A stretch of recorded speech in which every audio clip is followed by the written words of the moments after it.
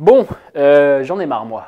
Ils n'ont toujours pas retiré leur réforme là? Non mais sérieux, personne en veut en dehors de la Macronie et des sénateurs de droite là. C'est quoi cet acharnement? Ça n'a pas de sens. Même Jacques Attali, il est saoulé. Je préférais 1000 fois qu'on mette 12 milliards sur l'éducation que 12 milliards sur un éventuel déficit de la retraite qui est hypothétique. Alors, c'est pas moi qui fais les règles, hein, mais quand même Jacques Attali s'oppose à Macron, c'est game over normalement. Non mais bon, au bout d'un moment, il y a des règles quoi. Non mais ouais, voilà. Je commence à en avoir assez. On doit leur enlever leur carte de presse. Vous avez des pensées bizarres. Sauf que comme t'es un bourgeois, Arrêtez de donner des ordres. Bonjour à tous et à toutes, dans ce nouvel épisode de La tête dans le flux, on va parler retraite. Et oui, encore, mais c'est pas nous les forceurs, hein, c'est le gouvernement. Et justement, on va s'interroger aujourd'hui sur les traces politiques, démocratiques que va laisser cette séquence retraite, surtout si la loi est adoptée envers et contre tout le monde. En gros, réforme des retraites ou démocratie, il va falloir choisir. On veut que chacun puisse s'exprimer sur ce texte. Donc dans notre état d'esprit, il n'y a pas de 49.3 possible. Si d'aventure ce 49.3 arrivait, c'est là où je dis que Laurent Berger a un petit peu tort, c'est que le 49.3 est quelque chose de constitutionnel. Et oui, parce que ça commence déjà à parler de 49.3 pour passer le texte à l'Assemblée quand il y reviendra, car la majorité n'y est pas certaine pour la Macronie. Petit rappel quand même, 2 secondes. On parle d'un texte adopté en procédure spéciale, sous couvert que ce serait une loi de finances, alors que c'est une réforme des retraites, qui n'a pas été votée à l'Assemblée en première lecture, puis a été votée au Sénat, mais précipité. Ensuite, ils étaient 14 dans une commission mixte paritaire pour décider du texte. Et ensuite, puisqu'il faudra a priori revoter, ils pensent quand même à dégainer un 49.3 au cas où, histoire de finir en beauté. Non mais, ils nous auront tout fait, le 47.1, le 38 du Sénat, le 44.3, le 4.4 de Mbappé en pointe, enfin je sais plus trop. Bon, c'est dans les textes, d'accord, mais c'est du grand n'importe quoi. Pendant ce temps-là, les grèves continuent, les manifs continuent, il y a ce type là, comment c'est déjà? Ouais, Macron, ben il est où?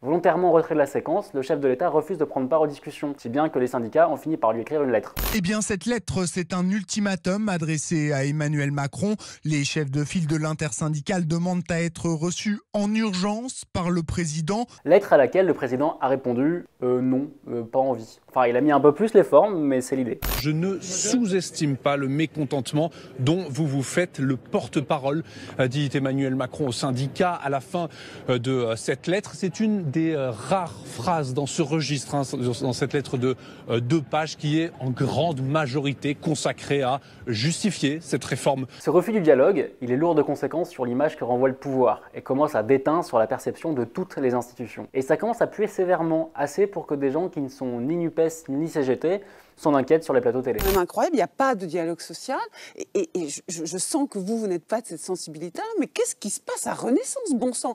Mais faites votre boulot, quoi. Parce que c'est pas possible de gouverner comme ça, dans un pays qui souffre et qui a aussi donné beaucoup. Vous ne pouvez pas gouverner comme ça. Bah eux pensent que si. Pourquoi? Parce qu'ils ont été élus en avril 2022 et que selon les règles de Koh-Lanta, enfin non de la présidentielle, pardon, ça leur donne le totem d'immunité pour n'écouter personne. C'est ce qu'explique la députée Renaissance Astrid Panosyan-Bouvet. On est typiquement dans le cas d'une confrontation de 2 types de légitimité. Il y a la légitimité politique, celle des institutions, celle du temps du vote, où on parle du vote actuellement au Sénat, et le vote solennel qui aura, je l'espère, lieu la semaine prochaine.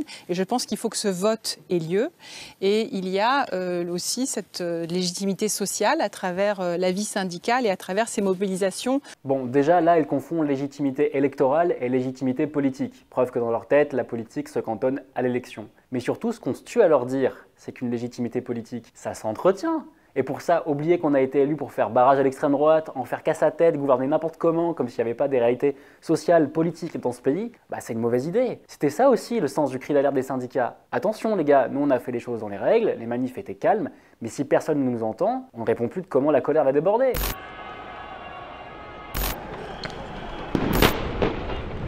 Les syndicats sont un canaliseur des colères. Si le gouvernement les condamne à l'impuissance, la rupture peut être définitive. C'est ce que tente de faire comprendre Laurent Berger, numéro 1 de la CFDT, à cette même députée. Vous croyez quand même pas, excusez-moi de le dire comme ça, mais que fin mars, on va revenir gentiment à la table en disant « bon bah écoutez, la séquence retraite est finie », ça va pas marcher comme ça.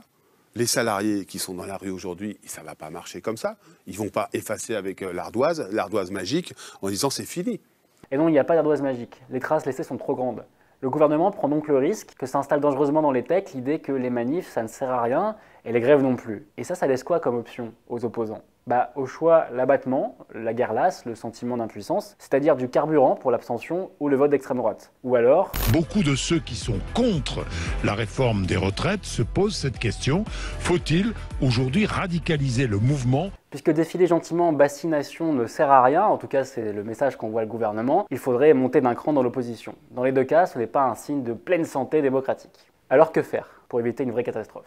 Bon, ils peuvent toujours retirer leurs réformes. Bon, on va pas se mentir, là, c'est pas parti pour, mais bon, ça s'est déjà vu. La crise aura donc duré 9 semaines exactement, un peu plus de 2 mois, et elle s'achève sur le recul du gouvernement.